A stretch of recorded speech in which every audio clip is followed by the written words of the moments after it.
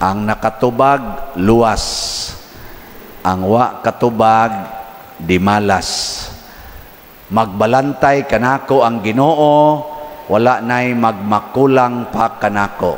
Pagkanindotang pagkasulti, Salmo 23. Maunay gisuwat nga testimonya ni Hari David. Siya'y nagsuwat ana, "The Lord is my shepherd, there is nothing I shall want." Lingi ay mong tupad, ing na napanay kuwang imong naong, ing na kanong. Kanang naong nimo ba napay kuwang? Kung ang imong naong naagani kuwang para nimo, inigtan-aw nimo samin daghan kay kag ipuno, pasabot ang nagbantay sa imong naong dili ang Ginoo, ikaw mao'y nagbantay sa imong naong. Kay kung kita gani mo'y magbantay, daghan kayong kuwang, daghan yung kayong kuwang. At tanawa ng asawa nga magsigig bantay sa bana, daghan kay kuwang ang iyang bana, daghan kay siyang iyaw-yaw sa iyang bana. Pero ang asawa mo ingon gani, ang Ginoo mo'y nagbantay sa akong bana, wa na ginay kuwang, muuli ng bana, okay ra. Kay mo ingon ra mga asawa, ang Ginoo may nagbantay ato niya. Wala ka nang hahanapin pa. Bekin sa dinhing asawa habe, nga wa gyud mabalaka mahitungod sa iyang bana. Kanang din agyod magyaw-yaw din masuko. Tasang kamot. Kaning ni pataas gaduda ko wa na ni bana, klaro kayo no. Usa ra man kabuok ni pataas. Mga bana, kamo say magbantay sa inyong asawa, daghan kay nagkuwang, daghan kay kag ibuyag, daghan kay kag ibadlong ana niya. Pero kana mga bana nga relax kayo, kana ang Ginoo mo'y nagbantay sa ilang asawa. Kana sang mga ginikanan nga kamoy nagbantay sa inyong anak, inyog yung tan-awon ug mayo, pagkadaghan ng kuwang sa inyong anak, porting daghan ng kuwang. Daghan kay mog ibadlong, daghan kay mog iyaw-yaw, daghan kay mog isulti sa inyong mga anak. Pero ang Ginoo gani mo'y nagbantay, inig kabuntag, dili mo bangon, di mo eskwela, igo ra jud kang moingon, pagbuot sa na ni Lord. Di jud ka mamugos, di ka magyaw-yaw, tan-aw nimo, buhay undang-undang, sige gid sa computer, sige gid cellphone, di ka magyaw-yaw.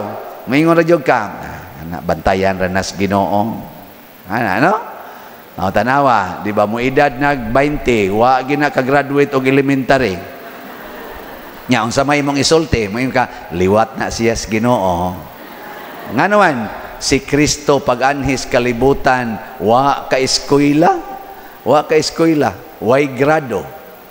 Di imong anak wa man mo eskwela, liwat sa Ginoo. Nya imo nang panggaon o kadtoy imong panggaon ang imong anak nga summa cum laude pag graduate college. Hay may imong panggaon kining anak nga wa ka graduate og elementary, addi kaayo sa mga bisyo, o kadtong imong anak nga summa cum laude top notcher sa bar exam. Kisa may imong panggaon na nilang duha. Oy, og kadto imong panggaon ang top notcher, mahimo kang kanding. Kay matod pa ni Kristo, unsay inyong buhaton sa labing ubos, maoy inyong gibuhat nga rin ako. Bantay mo ana. Kay kanira ba mga ginikanan, ang paborito kayong panggaon, katong bright, katong buutan, wag yun mag-ingong Ginoo nga kana sila mo'y makapalangit. Ang giingos Ginoo, whatever you do to the least of your brethren, you do it to me. Di ba? Kinsa man ang mga gigutom, kinsa man ang giuhaw, kinsa man ang mga way balay, kinsa man ang way mga igsusulob, kinsa man ang mga nagmasakiton, kinsa man ang mga naas bilangguan, ang mga kasagaran ana, mga buangon, mga tapulan, mga bisyoso, mga way grado, mga sa panadiha, basta tanang yawa-yawa gisudlan ana nila. Nya mauna sila ang mga tao nga saman gigamit ni Kristo nga iyang presensya dinhis kalibutan. Di man ina? Sige, lingay mong tupad. Lingay mong tupad ba? Ing na magpadayon kas inyo o kanang ex-convict. Ing na kano? Ing na magpadayon kas inyong balay, kanang ex-convict. Kana bang gikas prisuhan ba? Nya wa kasagaran ana nila inig uli, sinalikway naman na sa ilang mga pamilya. Nya ang asawa sa dana og laki na, ang asawa na wa na gikuan na gitukhang na naglain. Labi nag mga 20 katuig, 30 katuig dito sa prisuhan kay rape and murder ang iyang kaso. Labi nag yung multiple rape o homicide, na double life, 40 ana. Iguli ana, wa na nay kapulian. Nya daghan na kay nagpatik ana. Niyagwan has inyong balay, manuktok kay nahibaw nga magsige mog simba dinhi sa San Vicente. Nya manuktok sa inyong balay, inyong padayonon dili. Tubag. Kusga.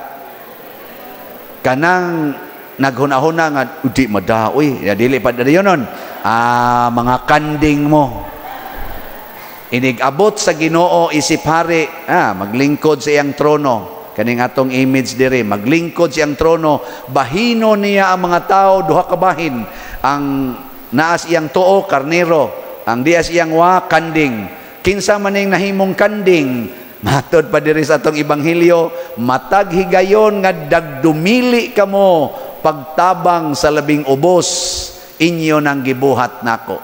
Timan gina. Naa gani moanhas inyong balay nga siga kay matab, porting daghanag patik. Nya ang sinina lagom kay istanan kana maona na si Kristo. Ing na dayon Lord dayon.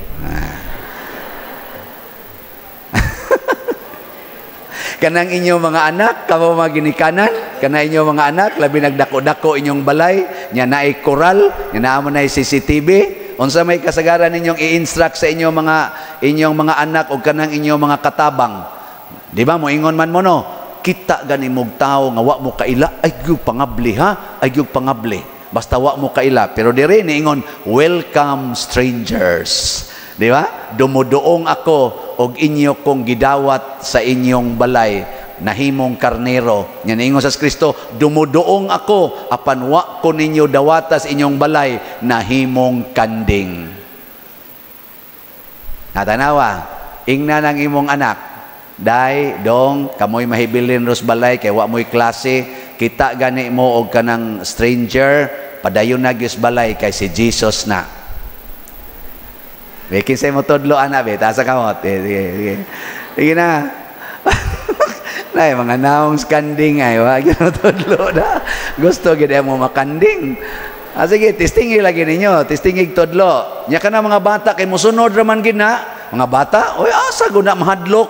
Mao bitay ingos Kristo kun dili mo mahimong samas gagmayng bata, di gid mo kasod sa ging harias langit. Kay unsay itudlo nato ang mga bata, mao ra gid na ilang sundon. Atanawa, di ba iniguli ni mo, maingon din ka, haladay, asa naman tong atong TV? Ang laptop di asa naman siya? Gida ni Jesus ma. Sa ngano man siya, dili man si Jesus ganiha. Nagkuyog og si Judas. Kinsay Jesus? Ingon man ka kanang stranger, mao na si Jesus. Dili man tulo ka buok sila man nagdabay ato sila pistola ma. Ana. Siya niya insa na ilang gipang diri lungkab mga imong alahas dito to ano to gidana ni Jesus lipay ra sad mi man ipakpak gani ko paglakaw to na gid ni Jesus ang ampan gidana ni Jesus kawa ni mo yung batasan ano moingon ka na dili oy moingon ka oy very good unya hay man imong kuya isa tuwa sa CR ma isa ngano man isa nisukol siya ni Jesus gipatay ni Jesus ma tuwa dito nya unsa may imong isulti. May gyapon kas imong kuya, as iyang kuya, very good. The Lord giveth, the Lord taketh. Blessed be the name of the Lord. Kinsa man din naghatag natong kinabuhi? Si Jesus. kinsa man say dunay katungod nga mukuha sa tong kinabuhi, si Jesus. Ang mooyon ani manindog ta.